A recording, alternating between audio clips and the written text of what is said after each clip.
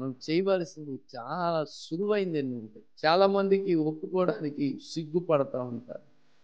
మనం ప్రభు దగ్గర ఒప్పుకోవడానికి సిగ్గుపడాల్సిన అవసరం, అహంతో ఉండాల్సిన అవసరం లేదు. నన్ను ఉపయోగిస్తున్నారా? ఆ సృష్టికర్త ఈ కొయ్యల పైన వేలాడేటటువంటి విధముగా నేను తయారయ్యానా అని దేవుడు ఎక్కడ ఉంచితే మనం ఎక్కడ ఉంటున్నాం అనేది కాదు. దేవుడు మనల్ని ఏ స్థితిలో ఉంచితే, ఏ స్థలంలో ఉంచితే మనం ఎక్కడికి దిగజారిపోతున్నాం. దేవుని పరిశుద్ధ గ్రంథములో నుండి రోమీలకు రాసినటువంటి పత్రిక అపోస్తలుడైన పౌలు 6వ అధ్యాయము 22వ వచన భాగం. అయినను ఇప్పుడు పాపము నుండి విమోచింపబడి దేవునికి దాసులైనందున పరిశుద్ధత కలుగుటయే మీకు ఫలము, దాని అంతము నిత్య జీవము. ప్రియ దేవుని పిల్లలారా, మనము పాపము నుండి విమోచింపబడ్డాం, దేవునికి దాసులయ్యాం. ఎందుకంటే యేసు ప్రభు చెప్పారు, పాపము చేయి ప్రతివాడు పాపమునకు దాసుడు. మనము ఏం చేస్తామో దానికి దాసులమైపోతాం. పాపము చేసే ప్రతి ఒక్కడు కూడా పాపానికి దాసుడైపోతున్నాడు. అందుకనే ఇప్పుడు పాపము నుండి విమోచింపబడి దేవునికి దాసులైపోయినందున పరిశుద్ధత కలుగుటయే మీకు ఫలము, దాని అంతము నిత్య జీవం. మనం ఇప్పుడు పాపము నుండి విమోచింపబడ్డాం, దేవునికి దాసులైపోయాం. విమోచింపబడ్డామో లేదో పరిశీలన చేసుకోవాల్సిన అవసరం ఉంది. ఒకసారి ఒక నదిలో కొంతమంది ఒక పడవను నడుపుకుంటూ వెళ్తున్నారు. ఉదయం నుంచి ఆ పడవను నడుపుతూ ఉన్నారు. సాయంత్రం అయిపోయింది. సాయంత్రానికి వాళ్ళకి బాగా అలసట అనిపించింది. ఆ నది ఒడ్డున వాళ్ళకు ఒక త్రాగుడు శాల కనపడింది. వీళ్ళు అనుకున్నారు కదా, బాగా అలిసిపోయాం, ఒళ్ళు నొప్పులుగా ఉంది, వెళ్ళి కాస్త ఆ మందు పుచ్చుకుని వచ్చిన తర్వాత మనం బాగా బలంగా ఈ పడవని తెడ్లు వేసి నడిపించవచ్చు. అప్పుడు ఈ మోటార్ బోట్స్ లేవు కనుక తెడ్లుతోనే నడుపుతూ ఉన్నారు. ఈ ఆలోచన అందరికీ బాగానే నచ్చింది. వెంటనే ఆ నది ఒడ్డునున్నటువంటి ఒక చెట్టుకి ఈ పడవని తాడుతో కట్టేశారు. అప్పటికి చీకటి పడిపోయింది, సాయంత్రం చీకటి పడిపోయింది. వీళ్ళు ఆ చెట్టుకి ఆ తాడును కట్టేశారు, వెళ్ళారు, కావలసినంతగా తాగేశారు. తాగేసి ఆ మత్తు పారవశ్యంలో ఉన్నారు. వాళ్ళు పాటలు పాడుకుంటున్నారు. ఆ మత్తు పారవశ్యంలో తూలుకుంటా తూలుకుంటా తూలుకుంటా ఒక్కొక్కడు వచ్చి ఆ పడవలో కూర్చున్నాడు. ఇక ఎవడు తెడ్డు వాడు తీసి ఆ పడవను నడిపించటానికి వాళ్ళు తెడ్లు ఉపయోగిస్తూ ఉన్నారు. రాత్రంతా కూడా ఆ తెడ్లు ఉపయోగించారు.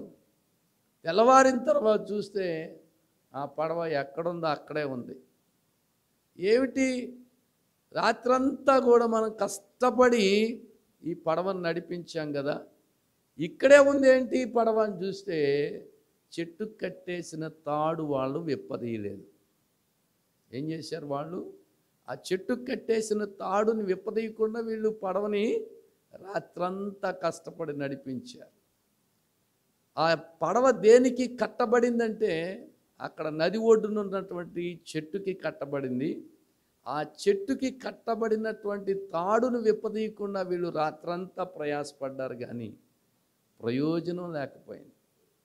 ప్రియ దేవుని పిల్లలారా, మనం పాపము నుండి విమోచింపబడ్డాం, అపరాధముల నుండి విమోచింపబడ్డాం. ఎఫెసీ పత్రిక 1వ అధ్యాయం 6వ వచనంలో మనం చదువుకున్నట్లయితే, ఎట్లనగా తన ప్రియనియందు తాను ఉచితముగా మనకు అనుగ్రహించిన తన కృపా మహిమకు కీర్తి కలుగునట్లు తన చిత్త ప్రకారమే దయా సంకల్పొచ్చును యేసుక్రీస్తు ద్వారా తనకు కుమారుగా స్వీకరించుటకు మనలను ముందుగా తన కోసరము నిర్ణయించుకుని మనము తన ఎదుట పరిశుద్ధులమును నిర్దోషులమున ఉండవలనని జగత్తు పునాది వేయబడక మునిపే ప్రేమ చేత క్రీస్తులో మనను ఏర్పరచుకొనిను. తర్వాత వచనం కూడా చదువుకుందాం. దేవుని కృపా మహదైర్ష్యను బట్టి ఆ ప్రియుని యందు ఆయన రక్తం వల్ల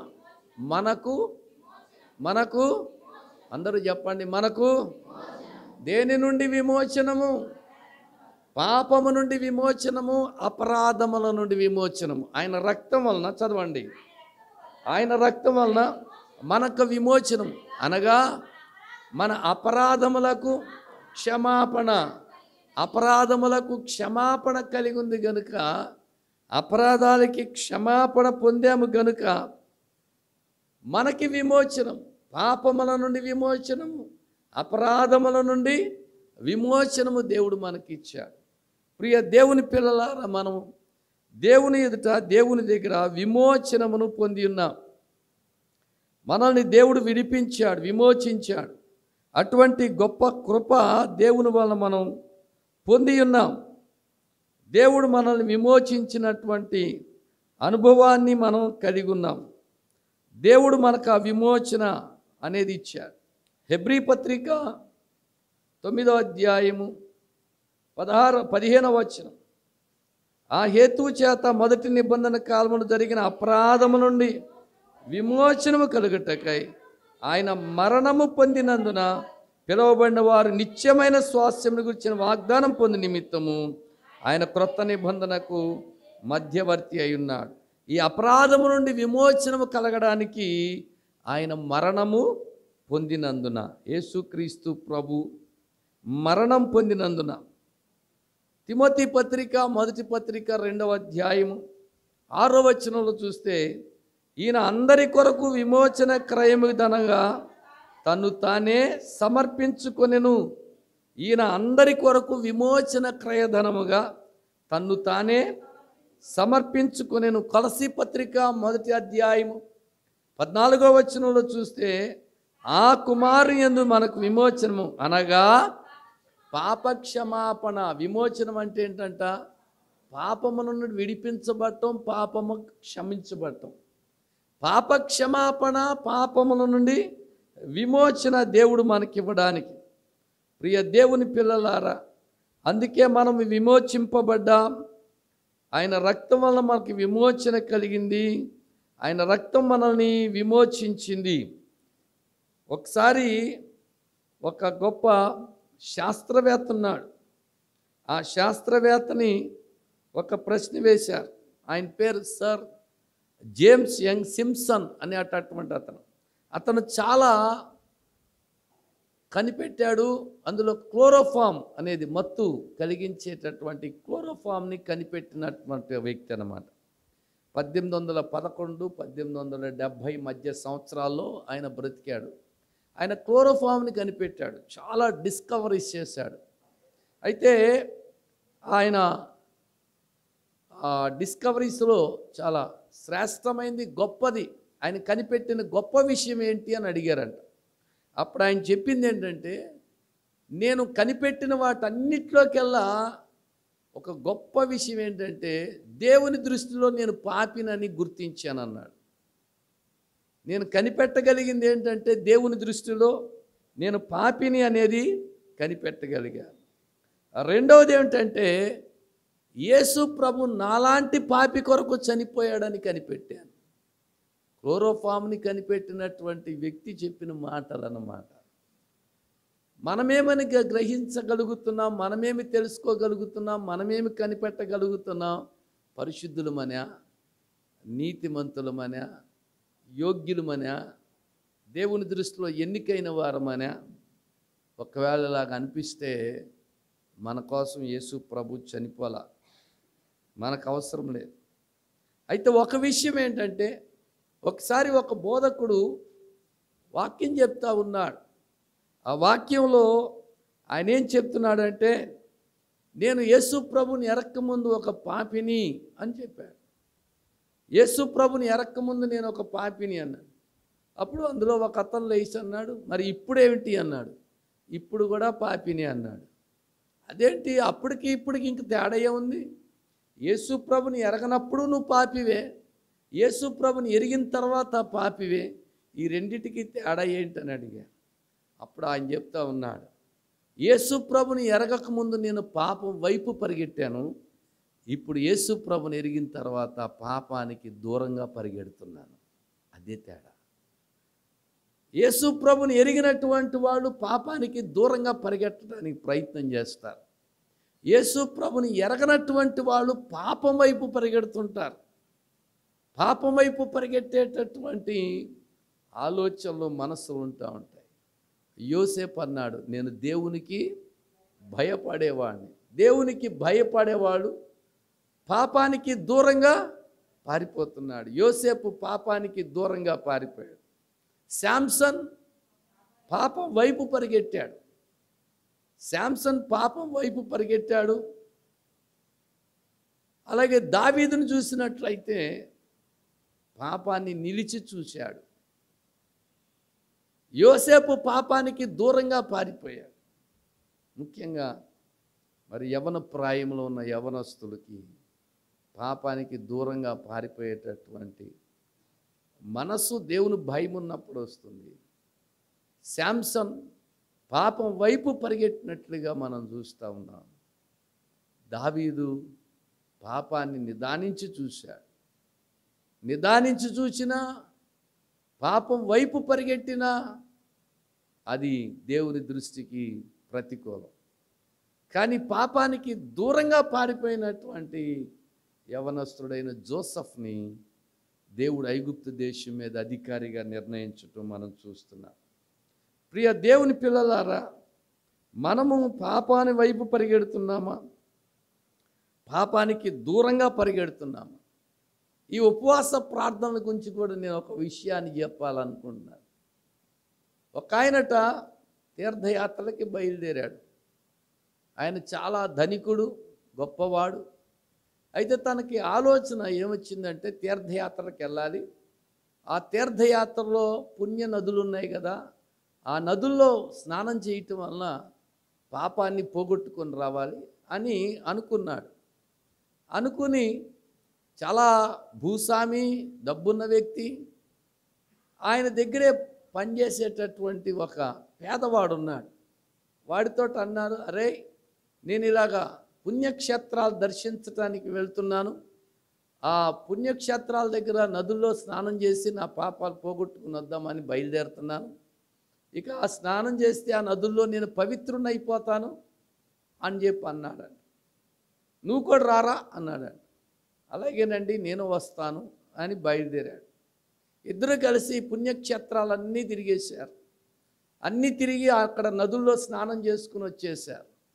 ఈ అనుచరుడిగా ఉన్నటువంటి వాడితో కూడా ఒక చేదు పండును తీసుకుని బయలుదేరాడు. ఏం తీసుకెళ్ళాడు చెప్పాలి గట్టిగా అందరూ. వాడితో కూడా ఒక చేదు పండుని తీసుకుని బయలుదేరాడు. చేదు పండుని తీసుకుని బయలుదేరి ఎక్కడైతే ఏ నదులైతే మునుగుతున్నారో ఈ చేదు పండును కూడా నదిలో ముంచి తీస్తూ ఉన్నాడు. అయిపోయింది. తీర్థయాత్రలన్నీ తిరిగేశారు, పుణ్యక్షేత్రాలు దర్శించేశారు, వచ్చేశారు. అప్పుడు ఒక పెద్ద విందు ఏర్పాటు చేశాడు ఈ ఆసామి. పెద్ద విందు ఏర్పాటు చేసి మంచి భోజనాలు ఏర్పాటు చేశాడు. అప్పుడు ఈ కూడా వచ్చినటువంటి అనుచరుడు ఏం చేశాడంటే, కూడా తీసుకొచ్చినటువంటి పండుని కోసి ఆ కూరల్లో వేయమని చెప్పాడు. అది ఆసామికి తెలియదు. చాలామంది వచ్చారు విందుకి, భోజనానికి కూర్చున్నారు, కూర చేదుగా ఉంది. వెంటనే వండిన వాళ్ళని కేకేశాడు, ఎరా కూరలన్నీ చేదుగా ఉన్నాయేంటి అని గట్టిగా నిలదీసి అడిగాడు. అప్పుడు వాళ్ళు చెప్పారు, అయ్యా పలానా ఆయన ఏదో పండు తీసుకొచ్చాడు, అన్ని కూరల్లో ఏమన్నారు వేశాను, మరి ఆ పండు ఏమైనా చేదుగుందేమో తెలియదండి. వెంటనే కూడా వచ్చిన అతన్ని కేకేశాడు, నిలదీశాడు, ఎరా నిన్ను కూడా తీసుకెళ్ళాను, చక్కటి విందు చేయిస్తున్నాను ఈ దినాన, ఎందుకంటే పుణ్యక్షేత్రాల్లో తిరిగి నేను నదుల్లో స్నానం చేసి వచ్చి నేను బాగుపడ్డాను, నా పాపాలు పోయినాయి, పాపాలు పోగొట్టుకున్నందుకు నేను చక్కటి విందు చేస్తామంటే నువ్వేం చేసావు అని అడిగాడు. అయ్యా మీతో పాటు నేను వచ్చినప్పుడు ఒక చేదు పండును తీసుకుని వచ్చాను నాకు కూడా, ఆ చేదు పండుని మనం ఏ నదుల్లో అయితే మునిగామో పుణ్యక్షేత్రాల్లో, ఆ నదుల్లో దాన్ని కూడా ముంచాను.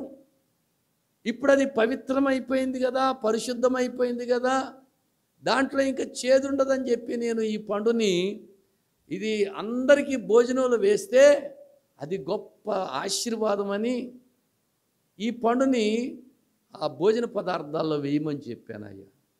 కానీ ఇన్ని పుణ్యక్షేత్రాల్లోకి వెళ్ళి అన్ని నదుల్లో ముంచిన దాని చేదు పోదన్న సంగతి నాకు తెలియలేదన్న. అప్పుడు ఆసామికి అర్థమైంది ఏంటంటే నదుల్లో మునిగినంత మాత్రాన పాపము పోదు అని.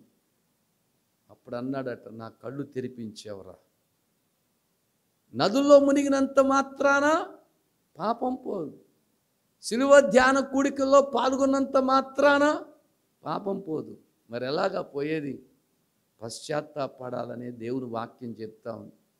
యోహాను పత్రిక మరొకసారి జ్ఞాపకం చేసుకుంటున్నాం. 1వ అధ్యాయం 7వ వచనం నుంచి చదువుకున్నట్లయితే, లేక 8, 9 చదవండి.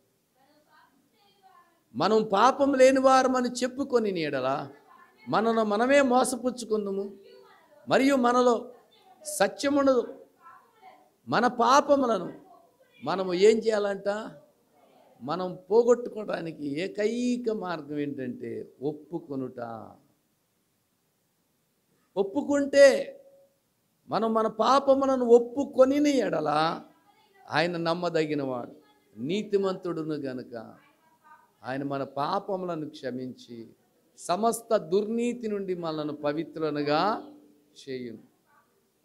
మనము పాపము చేయలేదని చెప్పుకొని ఎడల ఆయనను అబద్ధికునిగా చేయువారు మగ్ధము, మరియు ఆయన వాక్యము మనలో ఉండదు. దేవుని వాక్యం మనలో ఎందుకు ఉండదు అంటే, మనం పాపం చేయలేదని చెప్పుకున్నా, పాపం ఒప్పుకోకపోయినా, కప్పుకున్నా, ప్రియ దేవుని పిల్లలారా, మనము ఏం చేశాము దేవునికి వ్యతిరేకంగా, ప్రతికూలంగా, దేవుణ్ణి ఆయాస పెట్టేటట్లుగా ఏం చేశాం అనేది తెలియాలంటే మోకరించి కళ్ళు మూసుకుని దేవుణ్ణి అడగండి. దేవా, నీకు ప్రతికూలంగా, నీకు విరోధంగా నేనేం పాపం చేశాను? భక్తుడైన దావీదు 51వ కీర్తనలు అన్నట్లుగా, దేవా నీ కృప చొప్పున నన్ను కరుణింపు, నీ వాత్సల్య బాహుళ్యం చొప్పున నా అతిక్రమాలు తుడిచివేయి, నా దోషం పోవునట్లు నన్ను బాగుగా కడుగుము, నా పాపం పోవునట్లు నన్ను పవిత్రపరచుము, నా అతిక్రమములు నాకు తెలిసే ఉన్నవి. దేవునికి వ్యతిరేకంగా చేసినటువంటి అతిక్రమాలు మనకు తెలిసే ఉన్నవి. అందుకే ఏదైనా తోటలో ఆదాముని దేవుడు అడిగాడు, ఆదామా ఆదామా నువ్వెక్కడా అని అడిగాడు. అప్పుడు ఆదాము అంటున్నాడు, అయ్యా నీ స్వరం విన్నప్పుడు నేను చెట్టు చాటున దాక్కున్నాను. చెట్టు చాటున దాక్కోమని ఎవరు చెప్పారు నీకు? నేను తినద్దన్న పండు తిన్నావా? ఆదికాండంలోకి వెళితే 3వ అధ్యాయం 9వ వచనం, దేవుడైన యెహోవా ఆదాముని పిలిచి, నీవెక్కడున్నావు? అందుకతడు, నేను తోటలో నీ స్వరం విన్నప్పుడు దిగంబరిగా ఉంటిని గనుక భయపడి దాగుకొంటిని. అందుకు ఆయన, నీవు దిగంబరివని నీకు తెలిపిన వాడెవడు? నీవు తినకూడదని నేను నీకు ఆజ్ఞాపించిన వృక్ష ఫలములు తిన్నావా? దేవుడు అడుగుతున్నాడు. ఆదాముకి తెలిసింది ఏంటి? తన అతిక్రమం ఏంటో తెలిసింది. దేవుడు తినద్దన్న పండు తినేశాడు, దేవుడిచ్చిన ఆజ్ఞను అతిక్రమించేశాడు. అందుకని దేవుని స్వరం వినగానే పరిగెత్తుకుంటూ వెళ్ళి చెట్టు చాటును దాక్కున్నాడు. ప్రియ దేవుని పిల్లలారా, చెట్టు చాటుకు పరిగెత్తాడు, చెట్టు చాటునున్నాడు. దేవుడు అంటున్నాడు, నేను తినద్దన్న పండు తిన్నావా? ఆ చెట్టు చాటును దాక్కోవటం అంటే మానవుడికి ఇప్పుడు సిలువ చాటును దాక్కునే అవకాశం కలిగింది. ఆ రోజు చెట్టు చాటున దేవుని ఎదుటికి రాలేక చెట్టు చాటును దాక్కున్న మానవుడు ఇవాళ సిలువ చాటుకు వస్తూ ఉన్నాడు. ఎందుకంటే ఆ సిలువలో వేలాడిన యేసు ప్రభు చాటును మనం ఉండి ధైర్యం లేదు ప్రభు ఎదుటికి రావటానికి, దేవుని ఎదుటికి వచ్చే ధైర్యం లేక ఆనాడు చెట్టును ఆశ్రయించిన మానవుడు ఈనాడు సిలువను ఆశ్రయించి సిలువలో మన కొరకు చేయబడినటువంటి ఆ ప్రాయశ్చిత్తాన్ని మనం పొందుకొని పాపముల నుంచి క్షమాపణ, విమోచన, అపరాధముల క్షమాపణ, అజ్ఞాతిక్రమానికి క్షమాపణ మానవుని జీవితంలో ఎన్నుంటున్నాయో అయితే వాటన్నిటి నుంచి క్షమాపణ పొందుతూ ఉన్నాం. దేవుని సన్నిధిలో దేవుని దగ్గర క్షమాపణ పొందుతున్నాం ప్రియ దేవుని పిల్లలారా. కనుక ఆ సిలువను చేసినటువంటి ఏ చెట్టుతోటైతే సిలువ చేశారో ఆ చెట్టు అంట చాలా బాధపడిందంట. అయ్యో, ఇవాళ యేసుక్రీస్తు ప్రభు ప్రాణం విడిచేటటువంటి సిలువ కొయ్యగా నా చెట్టుని, నన్ను ఉపయోగిస్తున్నారా? ఆ సృష్టికర్త ఈ కొయ్యల పైన వేలాడేటటువంటి విధముగా నేను తయారయ్యానా అని ఆ చెట్టు విలపించిందంటండి. మరి మన జీవితంలో మనము దేవుడు ఎక్కడ ఉంచితే మనం ఎక్కడ ఉంటున్నాం అనేది కావాలి. దేవుడు మనల్ని ఏ స్థితిలో ఉంచితే, ఏ స్థలంలో ఉంచితే మనం ఎక్కడికి దిగజారిపోతున్నాం. ప్రతి ఒక్కరిని దేవుడు ఒక ఆశీర్వాదకరమైన స్థితిలో, ఆశీర్వాదకరమైన స్థానంలో దేవుడు ఉంచుతూ ఉన్నాడు. ఆ స్థానాన్ని కోల్పోవడం సులువు, కానీ కాపాడుకోవడం చాలా కష్టం. దేవునితో ఉండేటటువంటి అనుబంధాన్ని కోల్పోవడం చాలా సులువు. అప్పుడే మహిమ స్థితిలో ఉన్నటువంటి ఆదాము, అవ్వలు దేవుని యొక్క అనుబంధాన్ని కోల్పోయి చివరికి ఏదెను తోటలో నుంచి వెళ్ళగొట్టబడి భూమి అంతటికీ శాపం వచ్చేసింది. నీ నిమిత్తము నేల శపించబడింది. నేలకి శాపం ఎందుకు వచ్చింది అంటే ఆదాము చేసినటువంటి పాపమని చూస్తున్నాం. యెషయా గ్రంథం 53:5 మన అతిక్రమ క్రియలను బట్టి అతడు గాయపరచబడెను, మన దోషములను బట్టి నలగగొట్టబడెను, మన సమాధానార్థమైన శిక్ష అతని మీద పడెను, అతడు పొందిన దెబ్బల చేత మనకి స్వస్థత కలుగుతూ ఉంది. కనుక యేసు ప్రభు మీద మన అతిక్రమ క్రియలను బట్టి పొందవలసిన శిక్ష ఆయన మీద వేయబడింది. అందుకే మనం ఇవాళ ఆ పాప శిక్షను పొందకుండా యేసు ప్రభు తప్పించారు. ఒక వ్యక్తి యొక్క శిక్షను ఎరిగి ఉంటే ఎంత వేదన. ఒక అతనికి బీహార్ రాష్ట్రంలో మరణశిక్షను విధించినప్పుడు ఆ ఉరికంబం దగ్గరికి వెళ్ళేటప్పుడు కేకలు పెట్టాడు, ఏడ్చాడంట. వాళ్ళ కుటుంబం అంతా కూడా ప్రభుత్వానికి ఒక హెచ్చరిక ఇచ్చారంట, అతన్ని కానీ మీరు ఉరిదీస్తే మేమందరం కూడా విషం తాగి చనిపోతాం. ప్రభుత్వం ఆ హెచ్చరికలు ఏమీ లెక్క పెట్టలే. ఆ ఇంట్లో వాళ్ళందరి దగ్గర పోలీస్ డిపార్ట్మెంట్ వాళ్ళు కాపలాగా ఉన్నారు. ఆ వ్యక్తిని తీసుకుని వెళ్తూ ఉంటే తలకి ముసుగు వేసేశారు, ఉరికొయ్య దగ్గరికి తీసుకెళ్తున్నారు. ఆ పరిస్థితుల్లో అతని హృదయం ఎంత కలవరంగా ఉంటుందో, ఎంత ఆందోళనగా ఉంటుందో. ప్రియ దేవుని పిల్లలారా, ఆ పాపం వలన వచ్చే శిక్ష. ఒక విషయాన్ని ప్రభు మనకు చెప్పారు, మనం చాలా జాగ్రత్తగా ఉండాల్సిన మాట ఏమిటంటే యోహాను సువార్తలో ప్రభు చెప్పినటువంటి మాట. యోహాను సువార్త 8వ అధ్యాయము 21వ వచనం. మరి ఒకప్పుడు ఆయన, నేను వెళ్ళిపోతున్నాను, మీరు నన్ను వెతుకుదురు కానీ మీ పాపములోనే ఉండి మీరు చనిపోతారు కనుక నేను వెళ్ళి చోటకి, ఇప్పుడు యేసు ప్రభు ఉన్న స్థలానికి, పరలోకానికి ఎవరు వెళ్ళలేరంటే చచ్చిపోయేటప్పుడు పాపములోనే ఉండి చచ్చిపోయేవాళ్ళు యేసయ్య దగ్గరికి వెళ్ళలేరు.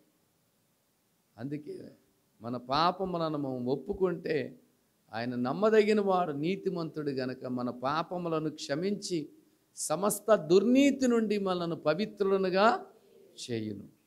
మనం చేయవలసింది చాలా సులువైంది ఏంటంటే ఒప్పుకొనుట. ఒప్పుకొనుట. ఈ ఒప్పుకొనుట అనే దగ్గరికి వచ్చినప్పుడు చాలామందికి అహం అడ్డం వస్తుంది.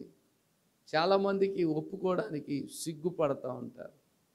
మనం ప్రభు దగ్గర ఒప్పుకోవడానికి సిగ్గుపడాల్సిన అవసరం, అహంతో ఉండాల్సిన అవసరం లేదు. ఒకటే, మనలో పాపముగాన లేకపోతే మహిమను కలిగి ఉంటాం. మహిమను కలిగి ఉంటాం. అందరూ పాపము చేసి దేవుడిచ్చే మహిమను, ఇప్పుడు మనం పాపము లేని పరిస్థితిలో ఉంటే మనలో దేవుని మహిమ ఉంటుంది. అని కొంతమంది ఈ పరిశోధకులు చెప్పే మాట ఏమిటంటే, ప్రతి ఒక్క వ్యక్తిలో ఒక ఎనర్జీ అనేది ఉంటుంది. ఈ ఎనర్జీ అనేది నెగిటివ్ ఎనర్జీ, పాజిటివ్ ఎనర్జీ అని రెండు ఉంటాయి. ఈ పాజిటివ్ ఎనర్జీ ఎవరిలో అయితే ఉంటుందో వాళ్ళలో ఈ పాజిటివ్ ఎనర్జీ ఎవరిని తాకినా కూడా వాళ్ళలో ఉన్న నెగిటివ్ ఎనర్జీ పోయి వాళ్ళలోకి పాజిటివ్ ఎనర్జీ వచ్చి వాళ్ళు ఏ యొక్క పరిస్థితుల్లో ఇబ్బంది పడుతానో దాని నుంచి విడుదల. అది యేసు ప్రభులో మాత్రమే ఉంది. హల్లెలూయా, దేవునికి స్తోత్రం. యేసు ప్రభు వస్త్రపు చెంగు తాకితే ప్రభావం ఆయనలో నుండి వాళ్ళలోనికి బయలువెళ్ళాను. ప్రభావం అంటే ఏంటి? దానికే పాజిటివ్ ఎనర్జీ అన్నారు. ఈ పాజిటివ్ ఎనర్జీ ఎలాగొస్తుంది అంటే ప్రార్థన ద్వారా వస్తుంది. యేసు ప్రభు ఒక మాదిరిగా చెప్పారు. రాత్రంతా ప్రార్థన చేస్తున్నారు. దేవుని శక్తి స్వస్థపరచుటకు లూకాసువార్తలో మనం చూసినట్లయితే స్వస్థపరిచేటటువంటి శక్తి, దేవుని శక్తి ఆయనకి ఉంది. ప్రభు 5వ అధ్యాయం, లూకాసువార్త 5వ అధ్యాయం 17వ వచనం. ఒకనాడు ఆయన బోధించుచుండగా గలిలయ యోదయ దేశం ప్రతి గ్రామము నుండి యెరూషలేము నుండి వచ్చిన పరిసయ్యులు ధర్మశాస్త్రోపదేశకులు కూర్చుండగా ఆయన స్వస్థపరచునట్లు ప్రభు శక్తి ఆయనకుండెను. స్వస్థపరచబడాలంటే దేవుని శక్తిని మనం కలిగి ఉండాలి. That is the positive energy. ఇప్పుడు అందరిలో పాజిటివ్ ఎనర్జీ ఉంటుంది అనటానికి వీల్లేదు. కొంతమందిలో నెగిటివ్ ఎనర్జీ ఉంటుంది.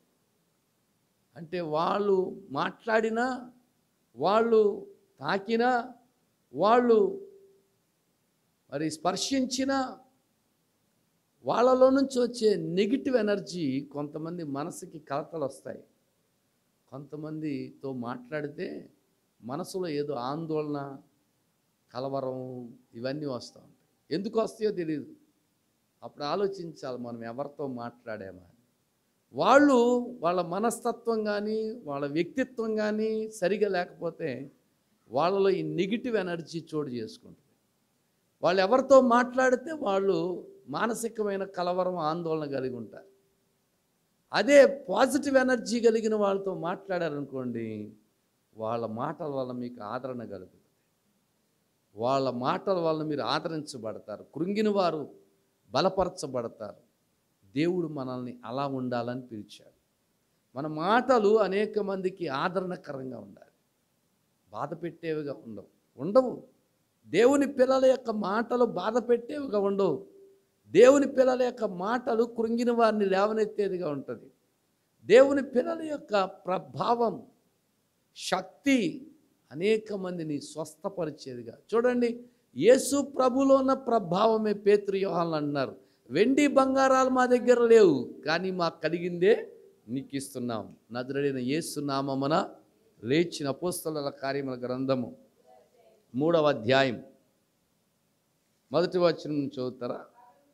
పగలు 3 గంటలప్పుడు ప్రార్థనా కాలం పేతురును యోహాను దేవాలయంలోకి ఎక్కి వెడుచుండగా పుట్టినది మొదలుకొని కుంటివాడైన ఒక మనుషుడు మోసుకొని పోబడుచున్న వాడు దేవాలయంలోనికి వెళ్ళి వారిని భిక్షమట్ట కొందరు ప్రతిదినం వాని శృంగారమును దేవాలయపు ద్వారమునద్ద ఉంచుచూ వచ్చిరి. పేతురు యోహాను దేవాలయంలో ప్రవేశింపబోనప్పుడు వాడు చూచి భిక్షమడుగా పేతురు యోహాను వాని తేరు చూచి మా తట్టు చూడమని వాడు వారి యొద్ద ఏమైనా దొరుకునని కనిపెడుచు వారి యందు లక్ష్యం ఉంచాను.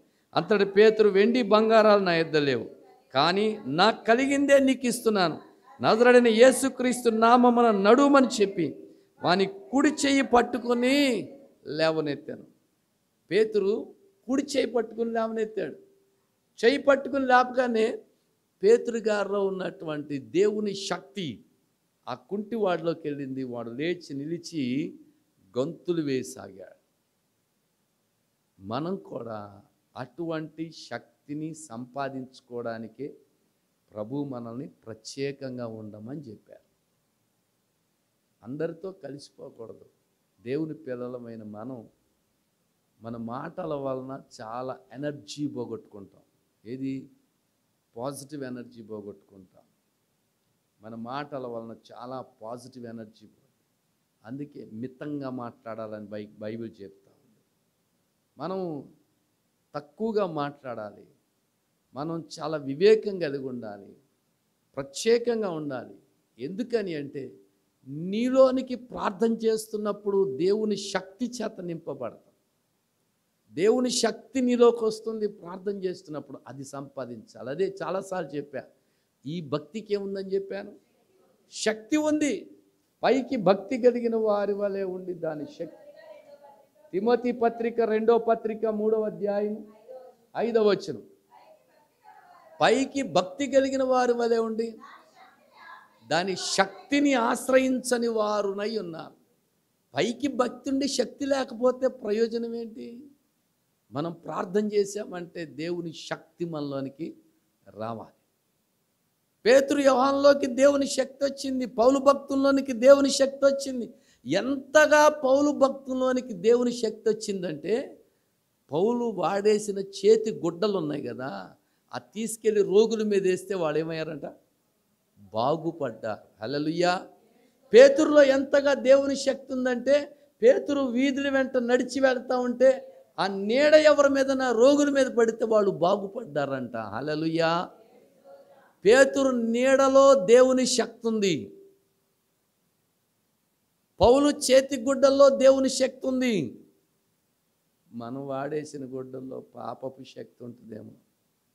ఎందుకంటే పాపాన్ని ప్రేరేపించే గుడ్డలు. ఒకసారి ఆంధ్ర యూనివర్సిటీలో ఒక యవనస్తురాలు ఉండే. ఆ యవనస్తురాలు వస్త్రాలు చాలా భయంకరంగా ఉండే. చాలా విచ్చలవిడిగా తన వస్త్రాలు ధరిస్తూ తిరుగుతూ ఉంటే దేవుని ఎరిగినటువంటి మరి ఒక అమ్మాయి, ఆ అమ్మాయి దగ్గరికి వెళ్ళి ప్రేమతో మాట్లాడి యేసు ప్రభు ప్రేమను గురించి చెప్తారు. ఒకరోజు ఆమె చాలా నిరాశ నిస్పృహలో ఉన్నప్పుడు దేవుని ఎరిగినటువంటి బిడ్డ వెళ్ళి యేసు ప్రభు ప్రేమను గురించి చెప్పినప్పుడు ఆమె కన్నీరు కార్చడం మొదలుపెట్టింది. ఏడుస్తూ ఉంది. ఏడ్చిన తర్వాత ఆ రోజంతా వాళ్ళిద్దరు కలిసి ప్రార్థన చేసుకున్నారు. ఆమెకు ఒక నెమ్మది వచ్చింది, హృదయంలో నెమ్మది వచ్చింది. మరుసటి రోజు పొద్దున్నే ఆమె మంచి వస్త్రాలు, అసభ్యకరంగా ఉండనటువంటి వస్త్రాలు ధరించుకుని ఆమె అంతకుముందు వేసుకున్నటువంటి అసభ్యకరమైన వస్త్రాలన్నీ తీసుకెళ్ళి అగ్గి పొలగీసి తగలబెడుతుంది. అప్పుడు దేవుని ఎరిగిన అమ్మాయి ఏందంట, ఎందుకయ్యా అలా తగలబెడతావు? ఎవరికన్నా పేదోళ్ళకి ఇస్తే వాళ్ళు వేసుకుంటారు కదా అంటే, అప్పుడు ఈ అమ్మాయి అంటుందంట, అక్క ఆ పాపము నాతోటే పోవాలి. ఆ పాపపు వస్త్రాలు మళ్ళీ ఇంకొకళ్ళు వేసుకోకూడదు, వాళ్ళకి ఆ పాపం అంటకూడదు, అందుకే వీటిని తగలబెట్టేస్తున్నా అని ఆ రోజు అగ్గిపొల గీసి మొత్తం ఆ వస్త్రాలన్నీ తగలబెట్టేసి ఆ రోజు నుంచి కూడా అసభ్యకరమైన వస్త్రాలు ధరించడం మానేసి దైవభక్తికి తగినటువంటి వస్త్రాలు ధరించినప్పుడు ఆమెను చూసినంటే హాస్టల్లో అందరూ, ఆంధ్ర యూనివర్సిటీ లేడీస్ హాస్టల్లో అందరూ కూడా ఆశ్చర్యపోయారంట. అసలు ఈమెను ఎవరు మార్చారు ఇలాగా? ఈ అమ్మాయి స్వభావం ఇలా మారటానికి కారణం ఎవరు? అప్పుడు దేవుని ఎరిగినటువంటి ఈ అమ్మాయి ఆమెతో మాట్లాడినప్పుడు ఇటువంటి గొప్ప మార్పు వచ్చిందని చెప్పారు. అది కావాలి. నీ మాటలో ఆ ప్రభావం ఉండాలి. నీ మాట మనుషుల యొక్క స్వభావాన్ని మార్చాలి. నీ వస్త్రధారణ మనుషుల యొక్క స్వభావాన్ని మార్చగలిగేది ఉండాలి. నీ ప్రవర్తన వివేకంతో కూడిందై ఉండాలి. నీవు దేవునికి ప్రతికూలమైన పరిస్థితులు లేకుండా బ్రతకాలి. ప్రత్యేకించుకోమని దేవుడు చెప్తున్నాడు. ఎందుకంటే అన్ని విషయాల్లో you must be separated, you must be a special one for the Christ. దేవునికి నువ్వు ఒక ప్రత్యేకమైన వ్యక్తివి. దేవుడు నిన్ను ఒక ప్రత్యేకమైన వ్యక్తిగా ఎంచుకున్నాడు. నువ్వు ఎక్కడ ఉన్నా కూడా ఎలీషాలో ఒక చక్కటి మాట చెప్పారు. వాళ్ళు ఏమంటున్నారు తెలుసా? దేవుడు వాళ్ళని ప్రత్యేకించుకున్నందుకు వాళ్ళు ఇద్దరు కూడా చెప్పిన మాట ఒకటే, ఎవని సన్నిధిని నేను నిలిచి ఉన్నాను. అంటే వాళ్ళిద్దరు ఎక్కడ నిలిచి ఉంటే అక్కడ ఏముండేదట? దేవుని సన్నిధి ఉండేదంట. నువ్వు ఉంటే దేవుని సన్నిధి ఉంటుందా? ఎక్కడ ఉంటే అక్కడ. అందుకే చెప్తున్నా, ప్రభావం వాడిన చేతి గుడ్డల్లో ఉంటుంది, ప్రభావం నీడలో ఉంటుంది, ప్రభావం వాళ్ళు తాకితే స్వస్థపడుతున్నారు. పౌలు భక్తుడు కుంటివాడిగా ఉన్నటువంటి వాడిని తేరి చూసినప్పుడు స్వస్థత పొందుటకు వాడికి విశ్వాసం ఉండనని గ్రహించి లేచి నడవమన్నప్పుడు ఆ మాటలో ఉన్న శక్తి వాడు లేచి నడవడానికి అవకాశం ఇచ్చింది. మన జీవితంలో ఇలాంటి అనుభవం కావాలనే, యేసులాగా మారాలని మన స్థితిని యేసయ్య ధరించారు. యేసు ప్రభు స్థితిని, యేసు ప్రభు మహిమను, యేసు ప్రభు ప్రభావాన్ని మనకివ్వడానికి ఆయన మనలాగా మారి మన శాపమంతటిని, మన పాపమంతటిని, మన అపరాధములన్నిటినీ ఆయన మీద వేసుకున్నారు. సో ఆయన వైపు చూద్దాం. ఇంతగా మనల్ని పరిశుద్ధులుగా చేసి, ఇంతగా మన కొరకు ప్రాణం పెట్టినటువంటి ఆ దేవుని వైపు చూద్దాం. మన అతిక్రమ క్రియలను బట్టి అతడు గాయపరచబడెను, అతడు పొందిన దెబ్బల చేత మనకి స్వస్థత. యేసు ప్రభు స్వస్థత అంటే కేవలం శారీరకమైన స్వస్థత కాదు, మానసికమైన స్వస్థత, ఆత్మీయమైన స్వస్థత.